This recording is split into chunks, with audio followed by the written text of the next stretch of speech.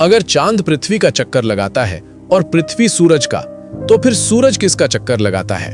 इसका सीधा जवाब है, हमारा सूरज मिल्की वे गैलेक्सी के सेंटर का चक्कर लगाता है और उसके सेंटर में मौजूद है एक super massive black hole Sagittarius A star, जिसका द्रव्यमान हमारे सूरज से लगभग 40 लाख गुना ज्यादा है। लेकिन यहां एक जरूरी बात समझो, सूरज सीधे सिर्फ ब्लैक होल का चक्कर नहीं लगा रहा, वो पूरे गैलेक्सी के ग्रेविटेशनल मास के चारों ओर घूम रहा है, जिसमें अरबों तारे, गैस, धूल और डार्क मैटर शामिल है।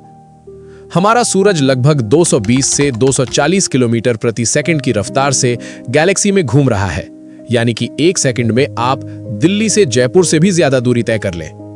लेकिन दूरी इतनी विशाल है कि एक पूरा चक्कर लगाने में सूरज को लगते हैं लगभग 220 से 250 मिलियन साल, और इसे कहते हैं गैलेक्टिक ईयर। मतलब जब डायनासोर पृथ्वी पर थे तब सूरज गैलेक्सी के किसी और हिस्से में था, और जब अगला गैलेक्टिक ईयर पूरा होगा तब शायद इंसान भी पृथ्वी पर नहीं होगा। अब सवाल यह है कि गैलेक्सी क्यों घूमती है? तो देखो, इसके ये दो कारण होते हैं। पहला कारण ग्रेविटी यानी गुरुत्वाकर्षण, दूसरा कारण है कंजर्वेशन ऑफ एंगुलर मोमेंटम।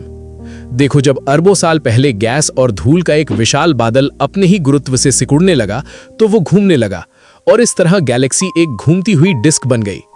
लेकिन ये सब बाहरी तारे इतनी तेज स्पीड से घूमते हैं कि उन्हें तो बाहर उड़ जाना चाहिए था, लेकिन वो उड़ते नहीं, क्योंकि वहां मौजूद है डार्क मैटर। डार्क मैटर दिखाई नहीं देता, लेकिन उसका ग्रेविटी असर डालता है, और यही गैलेक्सी को एक साथ पकड़े हुए है। और सिर्फ हमारी ही गैलेक्सी घूम नहीं रही, बल्कि ब्रह्मांड में मौजूद हर गैलेक्सी घूम रही है, कुछ टकरा भी रही है। हमारी मिल्की वे भी लगभग 4 अरब साल बाद एंड्रोमेदा गैलेक्सी से टकराएगी। तो अब आप समझे, चांद पृथ्वी का चक्कर लगाता है, पृथ्वी सूरज का, सूरज गैलेक्सी का, गैलेक्सी भी घूम रही है, और पूरा ब्रह्मांड वो भी फैल रहा है। मतलब इस ब्रह्मांड में कुछ भी स्थिर नहीं है, हम सब लगातार गति में है, बस वो हमें महसूस नहीं होती।